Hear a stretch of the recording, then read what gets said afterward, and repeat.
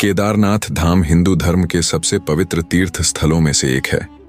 यह स्थान भगवान शिव को समर्पित है और इसकी स्थापना स्वयं महर्षि अद्वैताचार्य एवं पांडवों से जुड़ी मानी जाती है। यहाँ कुछ प्रमुख कहानियां दी जा रही हैं। महाभारत युद्ध के बाद जब पांडवों को अपनी जीत के बावजूद ब्रह्महत्या का पाप लगा तो उन्होंने भगवान शिव की आराधना कर पापों से मुक्ति पाने का निश्चय किया। शिव जी उनसे रुष्ट थे और उन्हें क्षमा नहीं करना चाहते थे, इसलिए वे बैल का रूप धारण कर उत्तराखंड के हिमालय क्षेत्र में चले गए। पांडवों ने उनका पीछा किया। भगवान शिव बैल के रूप में केदारनाथ में छुप गए, लेकिन भीम ने उन्हें पहचान लिया। भीम ने अपने विशाल रूप से दो पहाड़ों के बीच अपने पैर फैला दिए और बैल को रोकने की कोशिश की। जब बैल भागने लगा तो उसका शरीर 5 भागों में विभाजित हो गया। 1 पीठ केदारनाथ में, 2 मुख रुद्रनाथ में, 3 भुजाएं तुंगनाथ में, 4 नाभि और पेट मध्य महेश्वर में, 5 केश कल्पेश्वर में। यही 5 स्थान पंच केदार के नाम से प्रसिद्ध हुए। कहा जाता है कि आदि शंकराचार्य ने 8वीं शताब्दी में केदारनाथ मंदिर की स्थापना की थी। वे भारत के विभिन्न भागों में घूमकर सनातन धर्म के पुनर्जागरण के लिए कार्य कर रहे थे। जब वे केदारनाथ पहुंचे तो उन्होंने यहां भगवान शिव की पूजा की और ध्यान में लीन हो गए। बाद में 12वीं वर्ष की आयु में वे यहीं पर समाधिस्थ हो गए। मंदिर के पास उनकी समाधि आज भी स्थित है। केदारनाथ में स्थित शिवलिंग किसी साधारण शिवलिंग की तरह नहीं है, बल्कि यह स्वयंभू है और त्रिकोणीय आकार का है। ऐसा कहा जाता है कि यह शिवलिंग भगवान शिव के बैल रूप की पीठ है, जो पांडवों द्वारा खोजे जाने के बाद यहां प्रकट हुई थी। 2013 में उत्तराखंड में आई भयानक बाढ़ में पूरा क्षेत्र तहस नहस हो गया था, लेकिन केदारनाथ मंदिर सुरक्षित रहा। इसके पीछे भी एक चमत्कारी घटना मानी जाती है। एक विशाल शिला, जिसे भीमशिला कहा जाता है, मंदिर के पीछे आकर रुक गई और प्रलयंकारी बाढ़ को मंदिर से टकराने से रोक दिया। यह पत्थर आज भी मंदिर के पीछे देखा जा सकता है और इसे भगवान शिव की कृपा का प्रतीक माना जाता है। कहा जाता है कि बद्रीनाथ धाम में तपस्या कर रहे नर और नारायण ऋषियों ने भगवान शिव से यहां प्रकट होने का अनुरोध किया था। उनकी कठोर तपस्या से प्रसन्न होकर भगवान शिव केदारनाथ में ज्योतिर्लिंग के रूप में प्रकट हुए और तब से यह स्थान एक पवित्र शिवधाम बन गया। केदार शब्द का अर्थ होता है खेत या भूमि। एक मान्यता के अनुसार भगवान शिव ने इस स्थान पर खेती करने वाले साधु का रूप धारण किया था, जिससे इस स्थान को केदारनाथ कहा गया। केदारनाथ के पास स्थित कांति सरोवर को भी भगवान शिव से जोड़ा जाता है। कहा जाता है कि शिव जी यहां ध्यान में बैठे थे और उनकी आभा इतनी प्रखर थी कि पूरे क्षेत्र में प्रकाश फैल गया। इसलिए इस झील को कांति सरोवर कहा जाता है। केदारनाथ धाम के बारे में कई और रहस्य और पौराणिक कथाएं भी प्रचलित हैं। यहाँ कुछ और अद्भुत कथाएं दी जा रही हैं। केदारनाथ मंदिर चारों ओर से काले पत्थरों से घिरा हुआ है। वैज्ञानिक दृष्टिकोण से यह ज्वालामुखीय पत्थर माने जाते हैं, लेकिन धार्मिक मान्यताओं के अनुसार यह पत्थर स्वयं भगवान शिव द्वारा मंदिर की रक्षा के लिए यहाँ रखे गए थे। जब भी यहाँ भयंकर आपदाएं आईं, इन पत्थरों ने मंदिर को बचाने में महत्वपूर्ण भूमिका निभाई। महाभारत के बाद राजा परीक्षित को तक्षक नाग के काटने से मृत्यु हो गई थी। इसके बाद उनके पुत्र जन्मेजय ने अपने पिता की मृत्यु का बदला लेने के लिए एक विशाल नाग यज्ञ किया, जिसमें नाग वंश को समाप्त करने की योजना बनाई गई थी। लेकिन भगवान शिव की कृपा से नाग वंश का विनाश नहीं हुआ। कहा जाता है कि इस यज्ञ के बाद जन्मेजय ने भगवान शिव की आराधना करने के लिए केदारनाथ में तपस्या की थी। कहा जाता है कि केदारनाथ से कुछ दूरी पर स्थित त्रियुगी नारायण स्थान व जगह है, जहां भगवान शिव और माता पार्वती का विवाह हुआ था। इसे शिव पार्वती विवाह स्थल भी कहा जाता है। यहाँ एक पवित्र कुंड भी है, जिसमें स्नान करने से मोक्ष की प्राप्ति मानी जाती है। पौराणिक कथाओं के अनुसार जब लक्ष्मण घायल हुए थे, तब संजीवनी बूटी लेने के लिए हनुमान जी हिमालय गए थे। जिस पर्वत से उन्होंने संजीवनी बूटी ली, उसे गंधमादन पर्वत कहा जाता है। कुछ मान्यताओं के अनुसार यह पर्वत केदारनाथ के पास स्थित है और यहाँ दिव्य ऊर्जा का संचार होता है। केदारनाथ यात्रा के दौरान गुप्तकाशी और सोनप्रयाग के पास एक जगह हाट आती है, कहा जाता है कि माता पार्वती ने यहाँ भगवान शिव को पाने के लिए कठोर तपस्या की थी। इस स्थान को हाट कल्याणी कहा जाता है और यहाँ स्थित एक छोटा मंदिर इस कथा से जुड़ा है। एक मान्यता यह भी है कि लंका नरेश रावण भगवान शिव का परम भक्त था और उसने शिव जी को प्रसन्न करने के लिए कठोर तपस्या की थी। रावण ने भगवान शिव से निवेदन किया कि वे लंका चलें।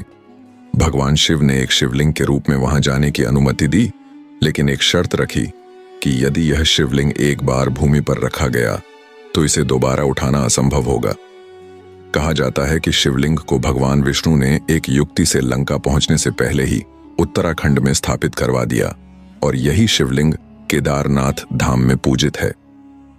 भगवान शिव के वाहन नंदी बैल की एक अलग ही महिमा है। कहा जाता है कि केदारनाथ में पूजा करने से पहले भक्तों को नंदी बैल की मूर्ति के पास जाकर अपने मन की बात कहनी चाहिए। मान्यता है कि नंदी भगवान शिव तक भक्तों का संदेश पहुंचाते हैं और उनकी मनोकामनाएं पूरी करवाते हैं। कुछ धार्मिक ग्रंथों में कहा गया है कि जब कलयुग का अंत होगा तब वर्तमान केदारनाथ मंदिर जलमग्न हो जाएगा और भगवान शिव एक नए स्थान पर प्रकट होंगे जिसे भविष्य केदार कहा जाता है।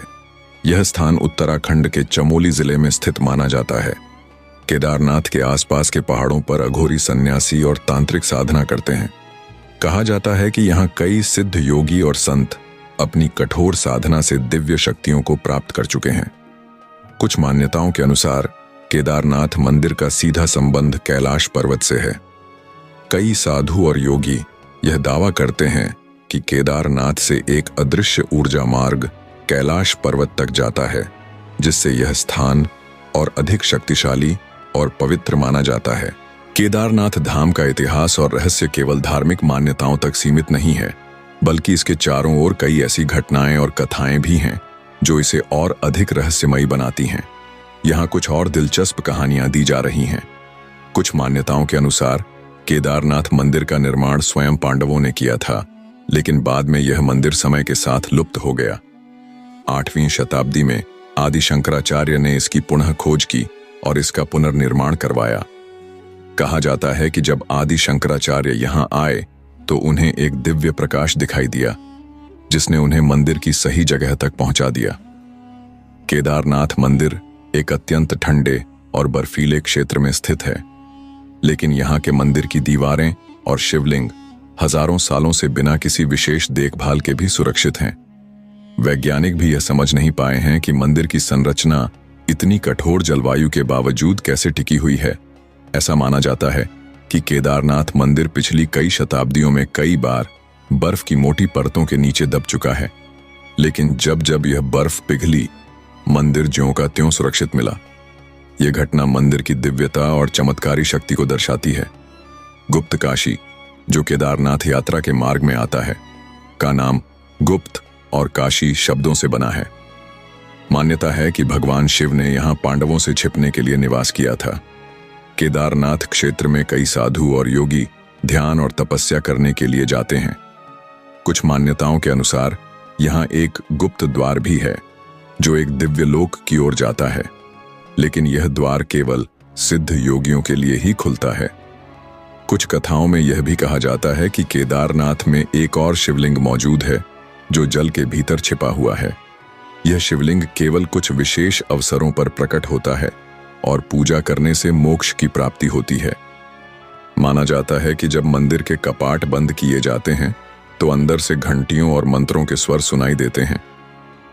कुछ लोग मानते हैं कि यह स्वयं भगवान शिव की उपस्थिति का प्रमाण है।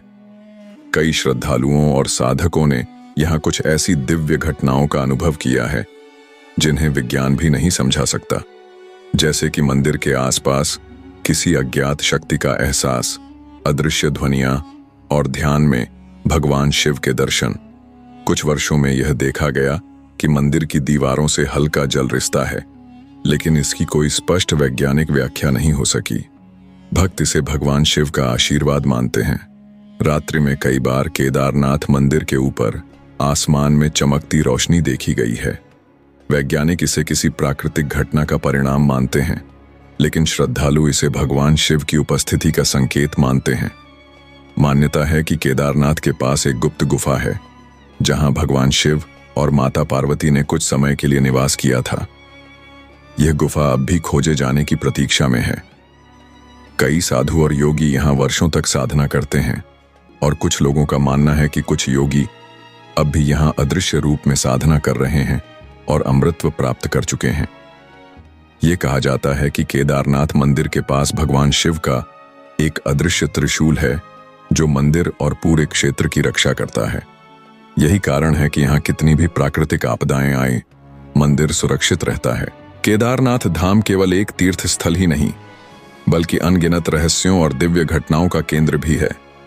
यहाँ कुछ और अद्भुत और कम झांत कथाएं प्रस्तुत की जा रही हैं। कई श्रद्धालु और साधु मानते हैं कि केदारनाथ क्षेत्र में उन आत्माओं का वास है जो मोक्ष प्राप्ति के लिए भटक रही हैं। कुछ लोगों ने यहाँ ध्यान करते समय दिव्य और अलौकिक शक्तियों का अनुभव किया है। ऐसा माना जाता है कि इस स्थान पर ध्यान करने से व्यक्ति को आत्मज्ञान प्राप्त हो सकता है। 2013 की भीषण आपदा में केदारनाथ नगर और उसके आसपास का पूरा क्षेत्र बर्बाद हो गया था, लेकिन मंदिर को कोई नुकसान नहीं पहुंचा। कहा जाता है कि मंदिर के पीछे स्थित भीमशिला ने बाढ़ के प्रवाह को रोक दिया और मंदिर की रक्षा की। वैज्ञानिक भी इस घटना को चमत्कार मानते हैं।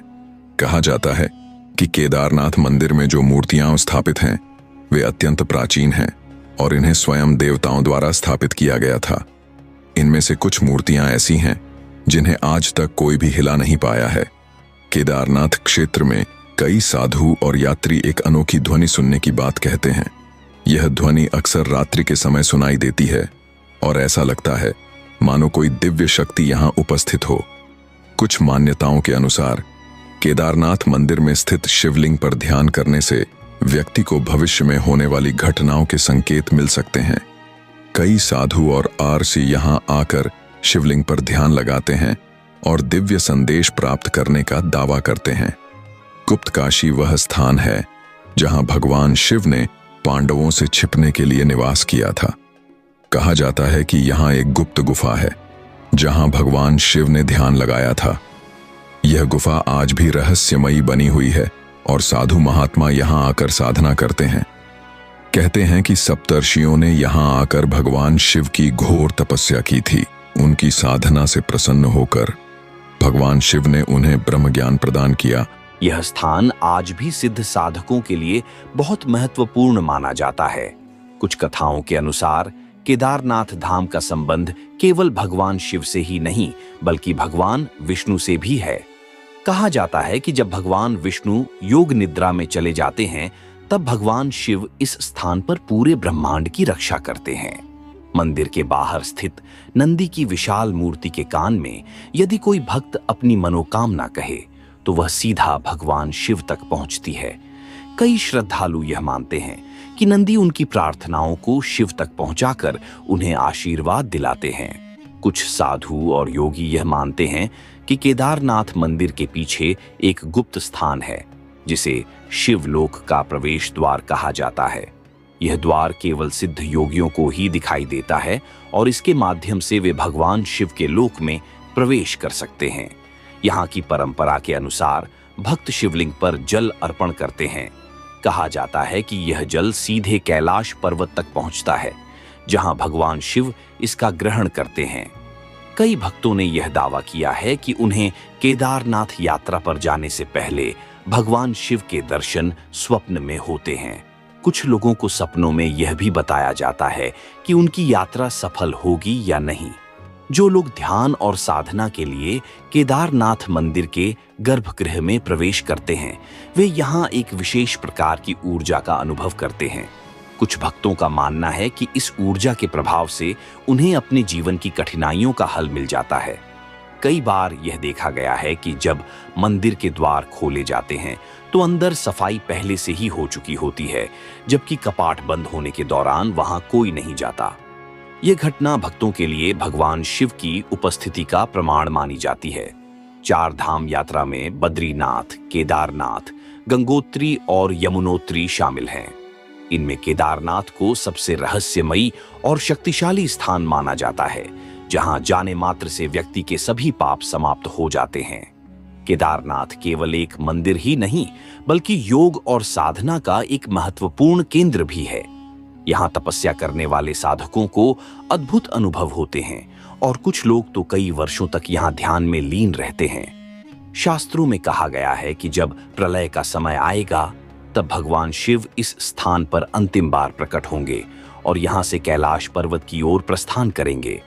कहा जाता है कि जो व्यक्ति सच्चे मन से भगवान शिव की भक्ति करता है, उसे ही केदारनाथ की यात्रा करने का अवसर मिलता है। जो लोग यह यात्रा सफलतापूर्वक पूरी कर लेते हैं, वे मोक्ष के बहुत करीब पहुंच जाते हैं। केदारनाथ धाम केवल एक मंदिर नहीं, बल्कि एक दिव्य और रहस्यमयी स्थान है। यहाँ हर पत्थर, हर ध्वनि और हर घटना भगवान शिव की शक्ति को दर्शाती है।